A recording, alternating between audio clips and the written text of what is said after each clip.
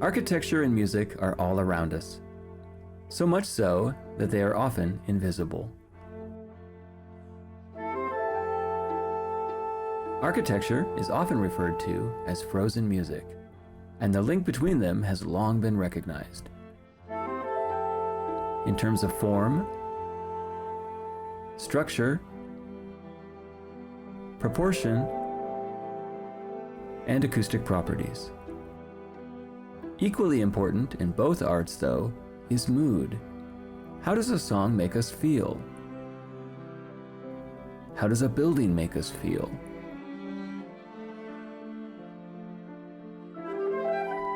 I'm Seth Boustead, and this is Songs About Buildings and Moods.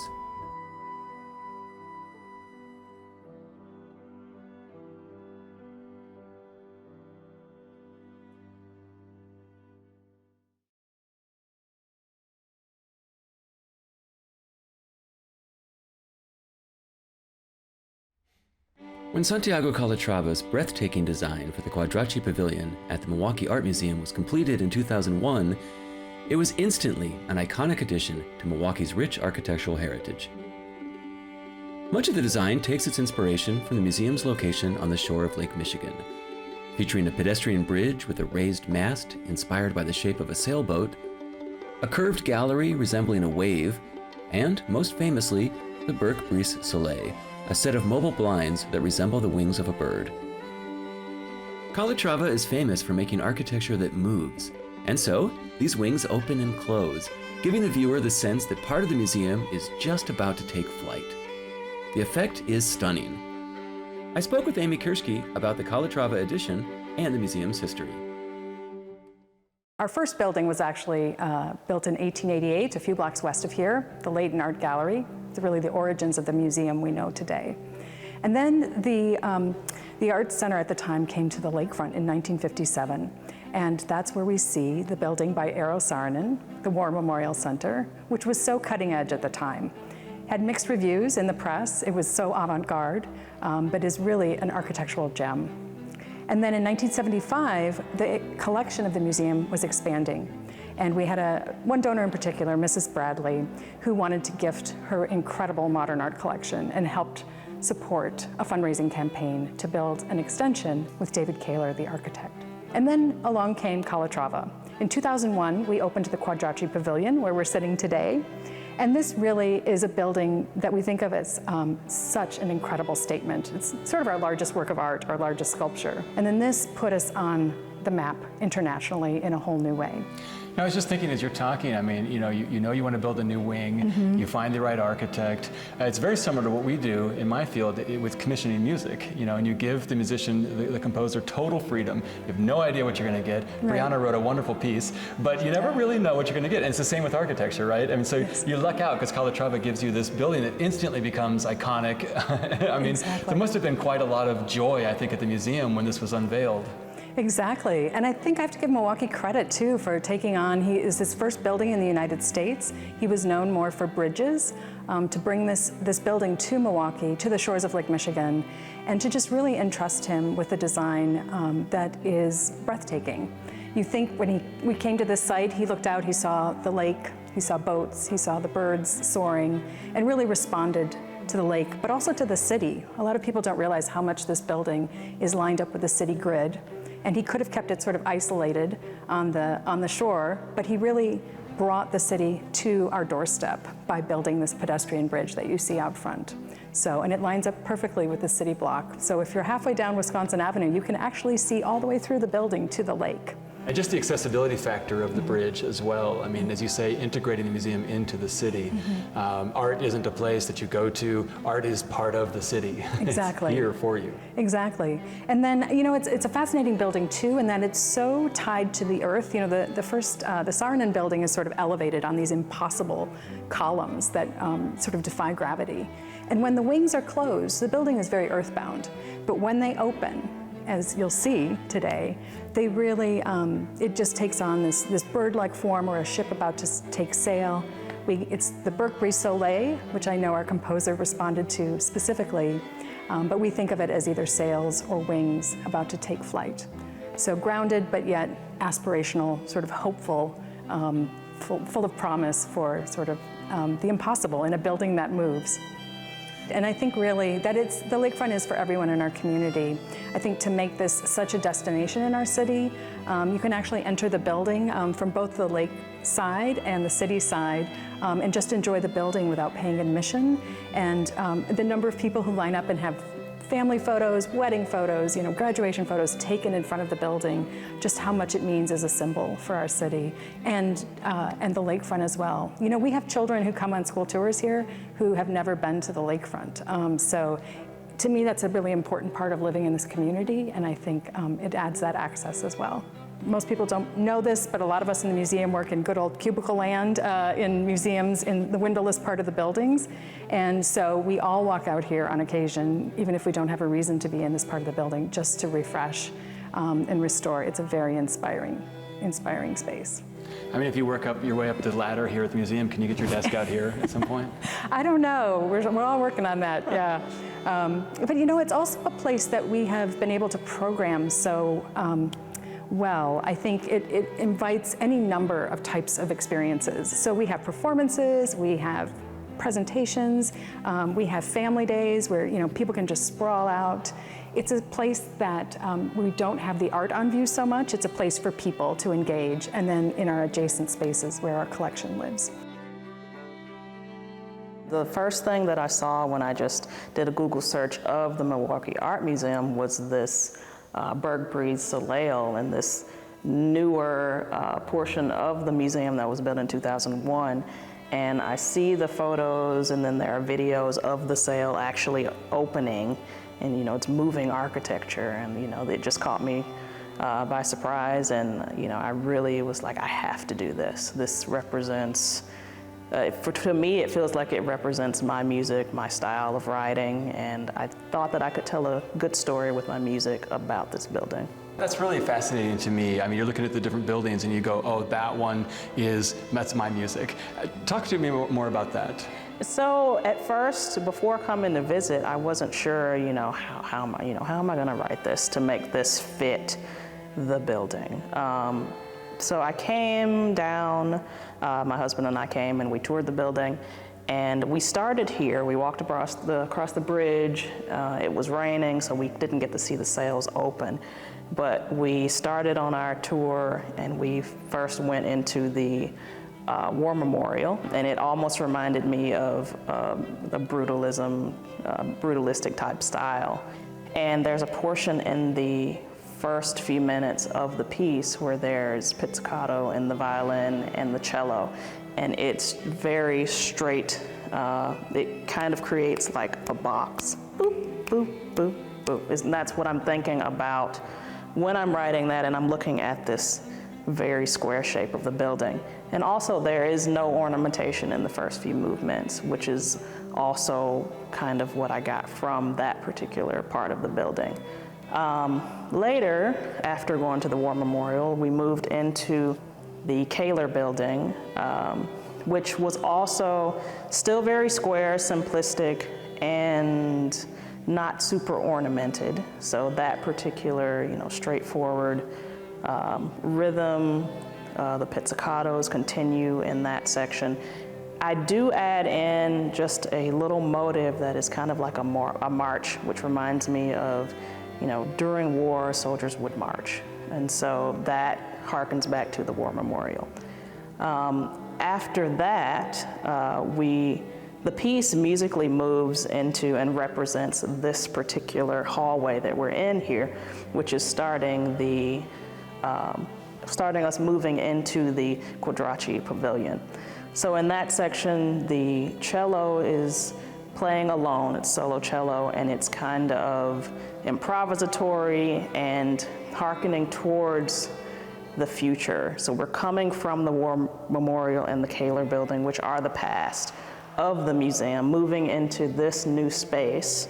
And then once we get to the large hall of the pavilion, that's when the music abruptly changes, and it kind of moves into like a sea shanty. It's supposed to be upbeat, off kilter a little bit, because to me, although I'm looking at this and I see the sail, and it technically translates to sun, sunscreen. Instead, I saw a ship because we're pointed towards the water. And so I'm thinking, okay, maybe like a pirate jig type thing. And as it continues, the speed, I up the speed, and it's just like you're dancing and the sails are opening up, and then the piece ends, and that's symbolic of the sails closing and the close of the museum. And it makes you think about, okay, what is the future of the museum? Will there be more additions, more architectural additions, added on? And the future of this museum is, it's wide open.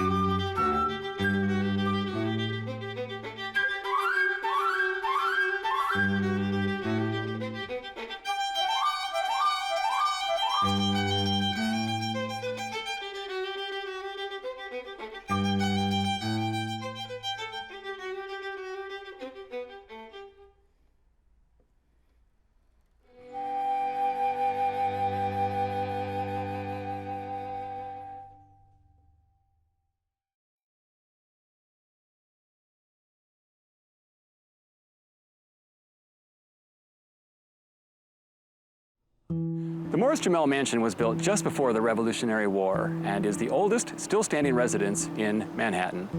I'm in Washington Heights in Upper Manhattan, and as you can see, this is not what most people associate with New York City.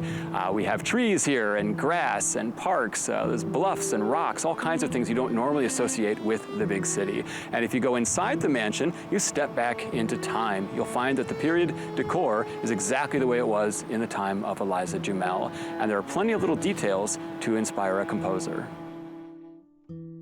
I am a native New Yorker, born and raised here, and I like the history of New York. You know, I think it's a really interesting place, and I thought that this historical place was of particular interest because usually when people think of New York, they think of Times Square, they think of the hustle and bustle, the sort of typical New Yorker experience, and this kind of takes people out of that. And then the place has so much history. There's so much history to this place, so I said, oh, I have to do that. I do look at it like there's probably a lot of secrets buried in this place. And it speaks to me as an important part of American history, you know, a treasure of American history that I'm glad they preserved. So the home is actually named after two families who lived here. The Morris family occupied the building from 1765 to 1776, right when the Revolution was getting really heated here in New York. And then later, the Jumel family lived here from 1810 to 1865. And what's really interesting about this building, it's been around for more than 250 years, but only about 75 years of those years, it was owner occupied. So it was also used as a tavern, it was used as George Washington's military headquarters, it was used, leased for people to live here off and on in various seasons, and then we've operated a museum here for over 100 years now. Oh wow, so the museum has been here for 100 years. Yeah, it was opened as a museum as Washington Headquarters Association in 1904. Talk to me about when Washington decided that he wanted to make this his headquarters for a while. I mean, does he just come in and requisition the house, like to tell people like this is my house? Yeah, essentially. So as he was moving north, he came here actually after fighting the few battles in Brooklyn, and then was moving up the river, up the island of Manhattan, and this provided a very strategic location. The second floor of the building, with its 270 degrees of windows, afforded views to Governor's Island, New Jersey, Staten Island. So you could really see it all, and you could see the British troops actually coming up. So it was a very strategic location for him, and he actually knew of the house because he was a war buddy with the French and Indian War with Colonel Roger Morris, who was here prior to Washington's occupation. Tell me more about Eliza Jumel. I mean, what's her legacy? She was New York's wealthiest widow. She lived this colorful life. What do you think? I mean, what did she do with that wealth? Is there a legacy? What does she want to kind of leave behind? Yeah, so that's a really interesting question. She was certainly a woman who liked to reinvent herself. When she first met Stephen, she was working in New York as an actress, but she had kind of a checkered past. Potentially, our research indicates that she may have grew up in a brothel in Providence, Rhode Island, moved here to New York to be a professional woman, a working woman as an actress, and then through her marriage of Stephen, she was able to really leverage the family's wealth and travel, and really wanted to be ingrained in high society. But she was really looking at herself and looking at ways to reinvent herself, whether that was through changing her names at a certain point of time. When she was traveling in France, she referred to herself as Madam Vice President, for instance, or through simply fabricating stories about her and her family, partying with Napoleon while they were in France. And there's a lot of these stories that we have at the museum where Jumel and Jumel family lore indicate that some of the furnishings were actually owned or imperial commissions in France, but we now know that not to be the case. Have you ever heard a ghost? I have definitely encountered some unexplainable things. I don't know if they're ghosts or not, but certainly there has been a history of documented experiences that have been here, including some stories that Eliza Jumel actually wrote in letters in 1810 of there being hauntings or some paranormal experiences that she had. Oh, wow. So it goes back. I just assumed she Yeah. was the cause of them. Well, that may be too, yeah. But she certainly felt spirits here. Generally, like when I see a portrait, it has a kind of an eerie, spooky feeling because it's somebody's interpretation of what somebody looked like, right? So it's still some mystery behind like what, who was this person? What did they really look like? And so, that's how the portrait spoke to me. It's like, who was this person? They're trying to freeze a moment, but it's still like the artist's interpretation of them. It's not exact like a photo. I wanted to create music that was moving along and wasn't sort of static and just kind of, standing still. I wanted to create like a pace where I'm taking you through the space, where I'm taking you through each room. So in the beginning, it kind of starts as like the dawning of something new.